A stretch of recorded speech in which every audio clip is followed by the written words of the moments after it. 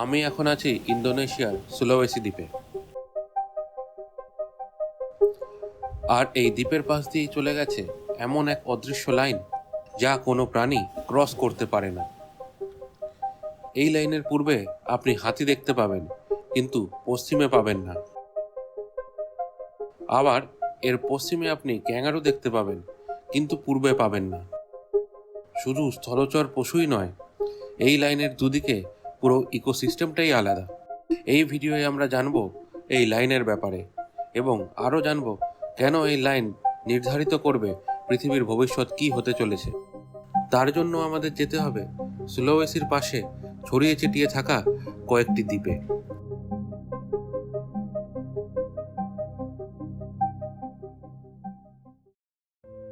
আমি এখন আছি সুলাওয়েসি দ্বীপের দক্ষিণে মাকাসার শহরে। ভিডিওর প্রথম পার্টে যাব দুটো আইল্যান্ডে, সামালোনা এবং কোদিঙ্গারেং কেকে। এখন বাজে সকাল 7:30।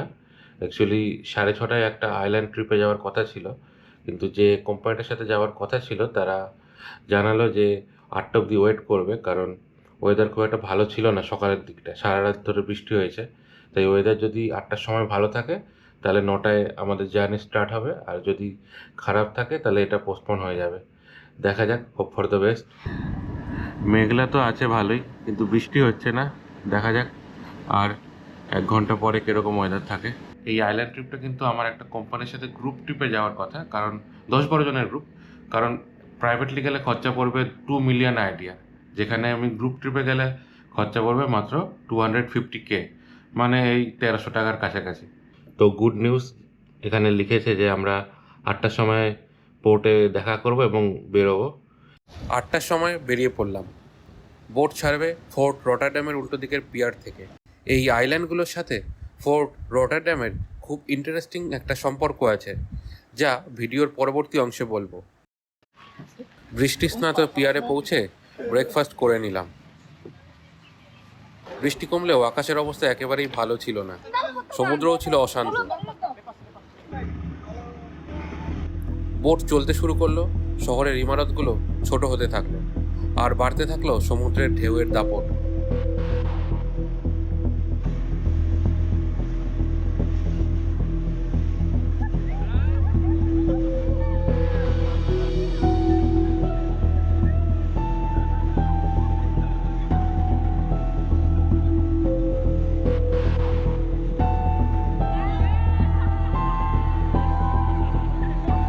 একটা সময় মনে হচ্ছিল না এলেই বোধহয় ঠিক হতো। প্রথমে দেখলাম সামালোনা আইল্যান্ডকে, কিন্তু সেখানে আমরা আসবো পরে। আগে যাব কোদিঙ্গারেং কেকেতে। মাঝ সমুদ্রে ইঞ্জিন থেমে গেছে।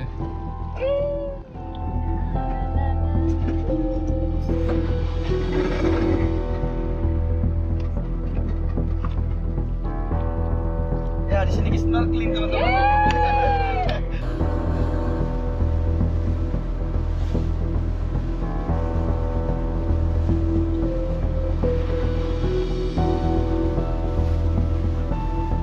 বেশ কিছুক্ষণ পর যখন কোদিঙ্গারেং কেকের সামনে পৌঁছলাম, তখন আকাশ একদম পরিষ্কার হয়ে গেছে।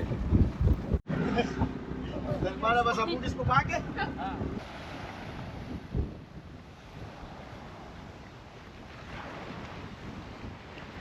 এই আইল্যান্ডটার নাম, এটা অ্যাকচুয়ালি আইল্যান্ড নয়, এটা একটা স্যান্ড ব্যাংক। এটার নাম হলো কোদিঙ্গারেং কেকে। এটা অ্যাকচুয়ালি মাকাসার থেকে সামালোনা আইল্যান্ডের দূরত্ব হলো 8 কিলোমিটার। আবার সামালোনা থেকে কোদিঙ্গারেং কেকের যে ডিস্টেন্স সেটাও 8 কিলোমিটার। কিন্তু ডাইরেক্ট আমরা প্রথমে কোদিঙ্গারেং কেকেতে এসেছি। নামার সাথেই গ্রুপের ছেলেরা প্যাডেল বোটগুলো ফোলাতে থাকলো, কারণ এগুলো দিয়ে ফটোশ্যুট হবে। আমি চলে এলাম ওয়াচ টাওয়ারের একদম শেষ প্রান্তে।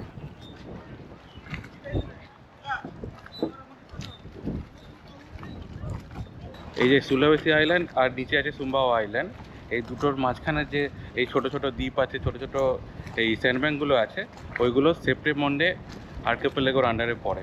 আর এই সিটের নাম হলো সেলেবেস সি। এটা অ্যাকচুয়ালি প্রশান্ত মহাসাগরের সাউথ ওয়েস্টার্ন যে পার্ট ওটার মধ্যে পড়ে। আর সুলাওয়েসির আগের নাম ছিল সেলেবেস, যখন ইন্দোনেশিয়া ডাচদের উপনিবেশ ছিল তখন এটার নাম ছিল সেলেবেস। যদিও খুব কম লোকই এখানে আসে, তাও বালির উপর এত আবর্জনা দেখে খারাপ লাগলো। এত সুন্দর জায়গাকে এরকমভাবে নোংরা করা ঠিক নয়।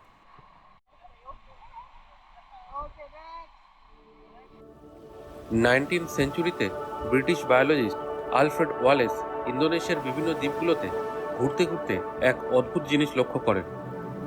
তিনি দেখেন ইন্দোনেশিয়ার বালি দ্বীপ ও লম্বক দ্বীপের মধ্যে ইকোসিস্টেম অনেকটাই আলাদা, আবার কালিমান্তান আর সুলোয়েসি দ্বীপের মধ্যেও ইকোসিস্টেম অনেকটাই আলাদা। তারপর আরও অনেক বছর গবেষণা করে তিনি এক অদৃশ্য লাইনের আইডিয়া নিয়ে আসেন, যা এশিয়া ও অস্ট্রেলিয়াকে দুভাগে ভাগ করেছে। এর পূর্ব দিকে যেমন ক্যাঙ্গারু বা কোয়েলের মতো প্রাণী পাবেন, কিন্তু হাতি বা গন্ডারের মতো প্রাণী পাবেন না। আবার উল্টো দিকে হাতি বা গন্ডার পেলেও ক্যাঙ্গারু বা কোয়েলা পাবেন না। এই লাইনটি কি বলে? Wallace line. আজ থেকে 45-50 মিলিয়ন বছর আগে অস্ট্রেলিয়া আন্টার্কটিকার থেকে বিচ্ছিন্ন হয়ে যায় এবং উত্তর দিকে ধাবিত হতে থাকে। এর ফলে তৈরি হয় ইন্দোনেশিয়ান আর্কিপেলেগো, যা এশিয়া ও অস্ট্রেলিয়ার মধ্যে একটি সেতু হিসেবে কাজ করে। কিন্তু ডিপ ওশেন কারেন্টের জন্য বেশিরভাগ প্রাণী একদিক থেকে অন্যদিকে যেতে পারেনি, তবে বাদুড়ের মতো কিছু প্রাণী ওয়ালেস লাইন ক্রস করতে পেরেছিল। এর ফলেই লাইনের দুদিকে তৈরি হয়েছিল ইকোসিস্টেমের বৈষম্য। আর এই ওয়ালেসিয়া রিজিয়নে এমন কিছু প্রাণী দেখা যায় যা পৃথিবীর কোনো অংশে দেখা যায় না, যেমন কোমোডো ড্রাগন বা কাসকাস। এই ওয়ালেস লাইনের কনসেপ্ট থেকেই বিজ্ঞানীরা প্রেডিক্ট করার চেষ্টা করছেন আজ থেকে কয়েক মিলিয়ন বছর পর পৃথিবীর টেকটনিক শিফটের ফলে প্রাণী জগতের ওপর ঠিক কেমন প্রভাব পড়বে।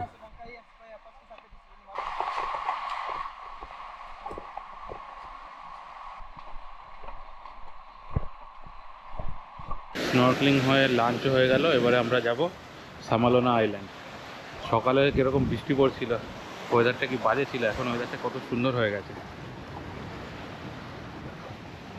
সামালোনা আইল্যান্ডে গিয়ে 1 ঘন্টা থেকে তারপরে একদম যেখান থেকে উঠেছিলাম সেখানে পৌঁছে যাব। মানে শুরু হয়েছিল 9টা নাগাদ আর শেষ হবে 3টে সাড়ে 3টে নাগাদ।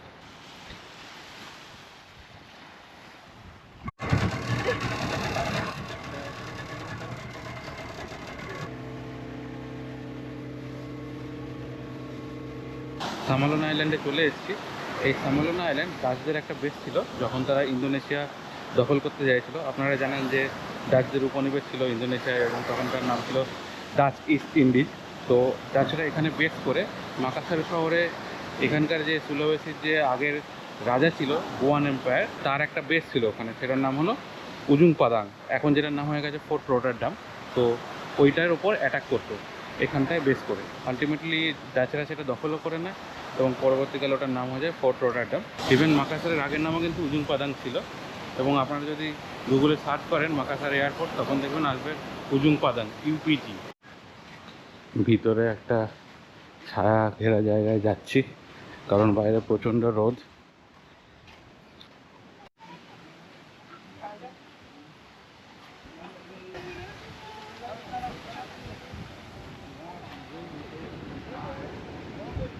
এখানেও চাইলে স্নর্কলিং বা স্কুবা ডাইভিং করা যায়। স্কুবা ডাইভিংয়ে খরচা পড়ে 500,000 রুপিয়া পার পার্সন। মিনিমাম দুজনকে করতেই হবে, আর নয় আরও বেশি পড়ে যাবে, 1 মিলিয়ন লাগবে। ডাচরা যখন ইন্দোনেশিয়া দখল করার জন্য এখানকার গোয়া কিংডমের সাথে লড়াই করছিল, তখন সামালোনা আইল্যান্ডকে স্টপ ওভার স্টেশন হিসেবে ব্যবহার করত। তখন যদি কেউ এই যুদ্ধে মারা যেত, ডাচরা তাদের মৃতদেহ এনে এই দ্বীপের নিচে পুঁতে দিত। তাই এই দ্বীপের নিচে আছে অসংখ্য মৃতদেহ। তারপর গোয়া কিংডমকে হারানোর পর ও উজুং পাদাং বা মাকাসার দখলের পর তারা এখানে একটা রিসর্ট তৈরি করে। পরে ইন্দোনেশিয়া স্বাধীনতার পর স্থানীয় মানুষরা এই রিসর্টটা দখল করে নেয়।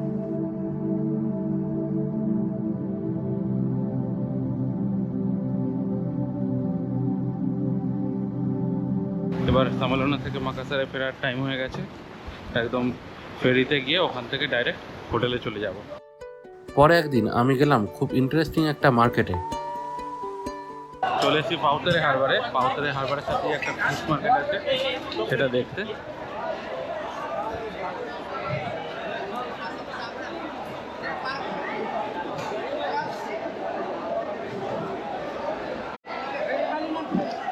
বড় বড় চিংড়ি।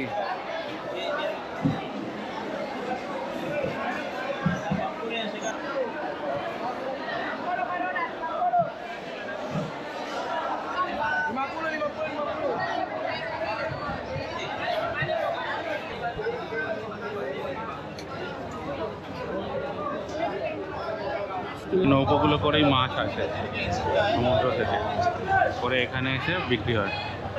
আজকে রোববার তো ওই জন্য আরও বেশি ভিড়।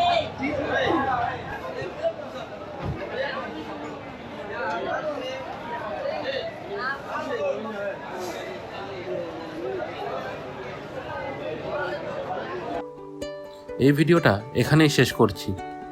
পরের ভিডিওতে আমরা যাব সুলাওয়েসির সবথেকে রহস্যময় অঞ্চল তানাতো রাজায়। Thanks for watching.